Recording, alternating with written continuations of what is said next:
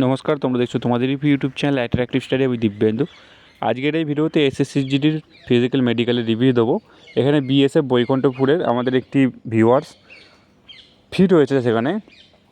তারপর ওখানে ফিজিক্যাল হয়েছিল, ফিজিক্যাল হওয়ার পর মেডিকেল হয়েছিল। মেডিকেলে তাকে রিমেডিকেল দিয়েছিল এবং সে আমার সঙ্গে কন্ট্যাক্ট করেছিল। কন্ট্যাক্ট করার পর সে রিমেডিকেল তার মধ্যমগ্রামে পড়েছিল। মধ্যমগ্রাম যে বিএসএফ কমান্ড হসপিটাল আছে, সে কমান্ড হসপিটালে সেখান থেকে সে ফিট হয়ে এসেছে। তো তার মুখ থেকে সমস্ত কিছু ফিজিক্যাল, মেডিকেল এবং রিমেডিকেলের রিভিউ সমস্ত কিছু শুনে নেব। ভিডিও শুরু করার ছোট্ট একটা রিকোয়েস্ট করবো, আমাদের চ্যানেলটিকে যারা এখনও পর্যন্ত সাবস্ক্রাইব করে, অবশ্যই আমাদের চ্যানেলটিকে সাবস্ক্রাইব করে পাশে থাকা বেল আইকনটি প্রেস করে যুক্ত থাকবে পরবর্তী আপডেট পাওয়ার জন্য। আর ভিডিও শুরুর আগে বলি, ভাইকে অসংখ্য ধন্যবাদ এত সুন্দর রিভিউ দেওয়ার জন্য। ফিজিক্যাল মেডিকেল তো বটেই, সাথে সাথে মধ্যমগ্রাম বিএসএফ কমান্ড হসপিটালের যে রিমেডিকেলের রিভিউ, সেটাও কিন্তু খুব সুন্দরভাবে দিয়েছে। তো তোমাকে অসংখ্য ধন্যবাদ। আশা রাখবো ফাইনাল সিলেকশন হয়ে যাবে তোমার। ভগবানের ওপর বিশ্বাস রাখো, তোমার ফাইনাল সিলেকশন অবশ্যই হবে। হ্যালো। জলপাইগুড়ি বৈকুণ্ঠপুর বিএসএফ ক্যাম্পে। ওকে, কত তারিখে ছিল? আমার 25 তারিখ ছিল। জেনারেল? হ্যাঁ, একদম জেনারেল। 23 তারিখ থেকে চালু হয়েছিল, আমাদের 25 তারিখে ছিল। আমাদের ডেকেছিল 100 জন করে, তখন ডাকছিল। এবার আমাদের তখন পেশেন্ট ছিল 60 জন। হ্যাঁ, 60 জন পেশেন্ট ছিল। 60 জনের মধ্যে মোটামুটি 8 জন 9 জনকে মেজারমেন্টে বাদ দিয়েছে, হাইট ওয়েট চেস্টে। তবে মেজারমেন্ট খুবই ইজি ছিল। মেজারমেন্ট যাদের মানে টাইটাই হাইট আর কি 170 কি পয়েন্ট কম আছে বা বেশি আছে, এগুলো কোনো ম্যাটার করছিল না, ছেড়ে দিচ্ছিল। হাইট ওয়েট খুবই মানে ইজি ভাবে দেখা হচ্ছিল। ওকে। তারপরে কতজন ফিজিক্যাল?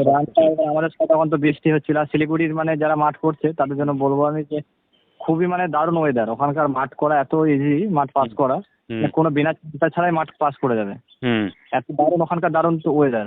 আর আমাদের সময় বৃষ্টি হচ্ছিল, এখন তো আরো তো ভালো ওয়েদার। মানে আমার যেখানে 26 মিনিট টাইম লাগতো, 25-26 মিনিট টাইম লাগতো, ওখানে আমি 22 মিনিট 2 সেকেন্ডে মাঠ হয়ে গেছে আমার।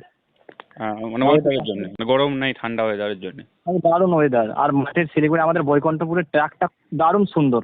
মানে 1 কিমি, শেষের 1 কিমি তো ফুল মানে রিদম পা বাড়ালেই কভার হয়ে যাবে।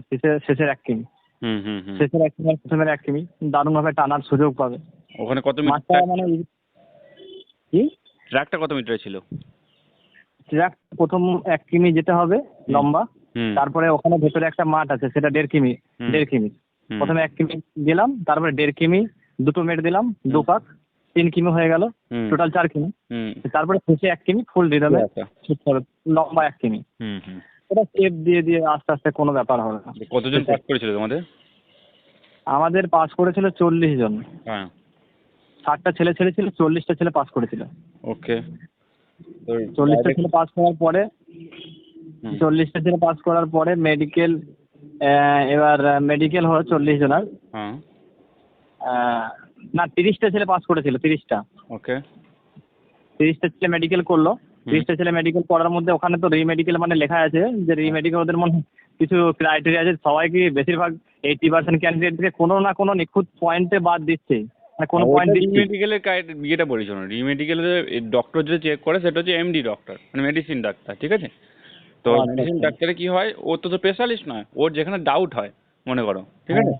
সবাই তো একটা চাকরি করে, সে জায়গায় সবারই একটা রেসপন্সিবিলিটি আছে যে আমি যদি কিছু ফিট করে দিই, পরে যদি কোনো অসুবিধা হয় সেই ক্ষেত্রে আমার উপর প্রেশার আসবে। সেই জন্য ডক্টর কি করে, যাকেই একটু প্রবলেম মনে হয় তাকেই রিমেডিকেল লিখে দেয়, ঠিক আছে? এবার রিমেডিকেল মানেই আনফিট নয়। তুমি তো নিজেও জানো, তুমি তো নিজে রিমেডিকেল পেয়েছো নাতে আর ইয়েতে, হার্টবিটে। তো রিমেডিকেল মানেই কিন্তু আনফিট নয়। রিমেডিকেল মানে হলো তোমার স্পেশালিস্ট ডক্টর, মানে তোমাকে যে জায়গাটায় রিমেডিকেল দেওয়া হয়েছে স্পেশালিস্ট ডক্টর তোমাকে চেক করবে। হ্যাঁ, এটা এটা আমি জানতাম না। তবে এই মেডিকেলে অনেক ছেলে, কি আমাদের 30টা ছেলে মেডিকেল করেছে, তার মধ্যে 11টা ছেলেকে পাস করিয়েছে, বাকি 19টা ছেলে রিমেডিকেল দিয়েছে।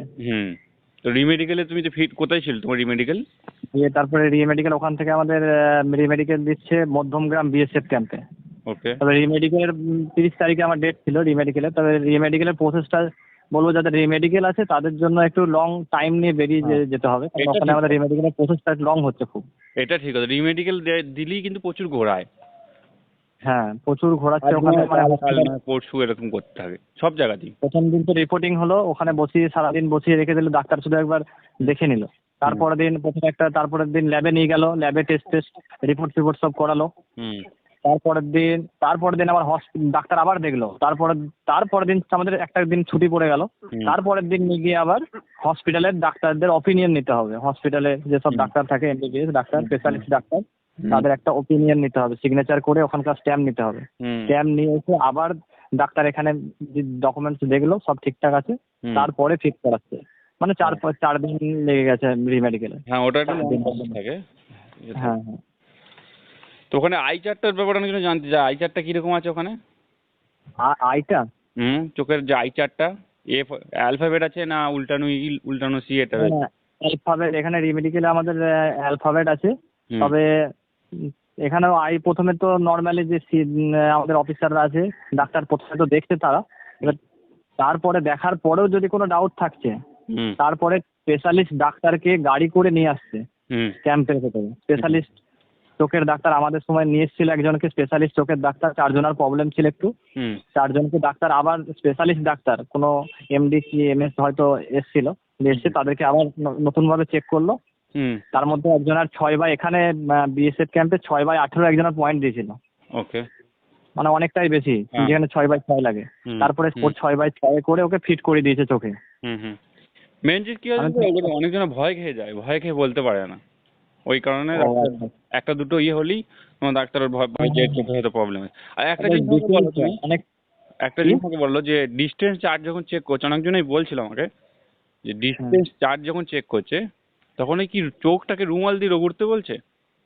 না না না, সেরকম কোনো ব্যাপার তো নেই। চোখ রুমাল দিয়ে কোনো, তবে এখানে কি করছিল, একবার লাইটটা বন্ধ করে দিয়েছিল, হুম। তারপরে লাইটটা আবার চালু করছিল। আর এখানে আমাদের এই ক্যাম্পে আর একটা কি সুবিধা, যে ছেলেটা মেডিকেল করলো সে বলছিল যে যেখানে আপনি দেখবেন লেটারগুলো, তার ভেতরে তো একটা লাইট জ্বলবে। হুম। ওই ভেতরে লাইটটা জ্বলার জন্য আরো পরিষ্কারভাবে বোঝা যাবে, যাদের একটু অসুবিধা আছে চোখে হুম। তারা আরো ভালোভাবে দেখতে পাবে। হুম। হুম। ভেতরে যদি লাইটটা জ্বলবে, রিফ্লেক্ট করবে চোখে আরো ভালোভাবে। হুম। হুম। বুঝলাম। সেই জন্য ও নর্মালি বসছে, যদিও একটু সমস্যা আছে। ও তো হালই ছেড়ে দিয়েছিল, ওর 6/6 আর 6/18 দিয়েছিল পয়েন্ট, হুম। অনেকটাই বেশি। ও তো হালই ছেড়ে দিয়েছিল যে হবে না। তাই এখানে ওই কোনো সমস্যাই নেই আমাদের বিএসএফ বৈকুণ্ঠতে, মধ্যমগ্রাম মেডিকেল সেন্টারে। ওকে ভাই, তা তোমার তো আশা করছি হয়ে যাবে, দেখো। দেখা যাক। ভগবানের ওপর। মোটামুটি কবে বেরোতে পারে মেরিট লিস্ট? হুম। হুম। হয়ে যাবে হয়ে যাবে, দেখো 30% করে তো পাস করছে, হয়ে যাবে আশা করছি। ঠিক আছে। আচ্ছা থ্যাংক ইউ আচ্ছা। ভাই রিভিউ দেওয়ার জন্যে। ওকে। হ্যাঁ হ্যাঁ, থ্যাংক ইউ দাদা, থ্যাংক ইউ তোমার জন্য।